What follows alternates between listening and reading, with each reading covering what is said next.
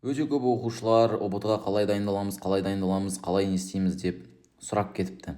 Енді мен соған бір өзімнің шынайы көзқарасыммен сендерге бір шынайы нәтиже беретін ақыл кеңесімді айтып өтейін. Парақшаға тіркеліңіздер, себебі бұдан кейін бәлкім сіз мені көрмейтін шығарсыз. Сондықтан тіркеліп алыңыздар. Ең бірінші ұбт спецификациясындағы тақырыптарды бір қарап шолып шық, және тек қана ұбт-ға сол бір ұбт-да келетін тақырыптармен дайындал. Және де ұбт-ға дайындалған кезде ол ұбт-да келетін тақырыптарды сен мектеп оқулықтарынан таба аласың. Екінші, жоспар құр. Күнде күніңді жоспарла. Қалай дайындалатыныңды толықтай жоспарлап, күнде жоспармен жүр. Себебі тәртіп, дисциплина ол тікелей нәтиженің кілті болып есептеледі. 4 пәніңді 4 күнге бөліп таста.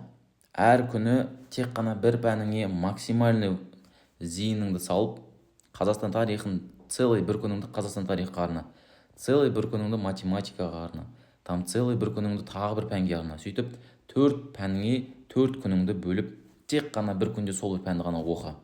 Фокусының бәрі сол жақта болсын. Аптаның соңында обязательно аптасына бір рет пробный тест тапсыр.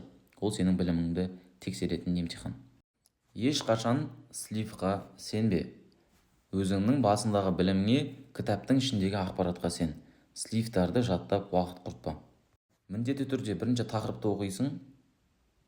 Екінші, сол тақырып бойынша материал жаттайсың. Үшінші, сол жаттаған біліміңді практикалық тұрғыда тексеру үшін нұсқа талдау тапсыр.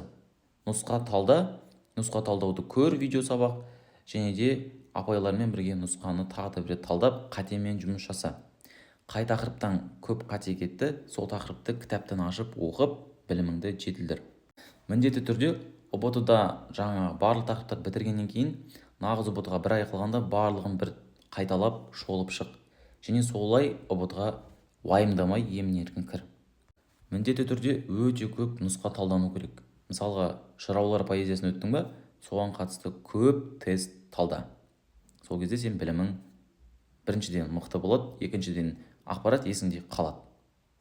Ал енді соңғысы, егер де бұл нәрселердің бәріне көп уақыт құртқың келмесе, оданша осындай дүниелерді үйрететін, ұбт-ға дайындайтын сапалы курспен дайындал. Ал ол курс бізде бар. Біздің курсқа тіркелген оқушыларға біз қазір 70% жеңілдік беріп жатырмыз. Егер сен 10-11 сынып болсаң, бұл сен үшін керемет мүмкіндік. Курс туралы толық ақпарат алған кезде жекеге плюс қалдыр. 70% жеңілдік өтіп аласың.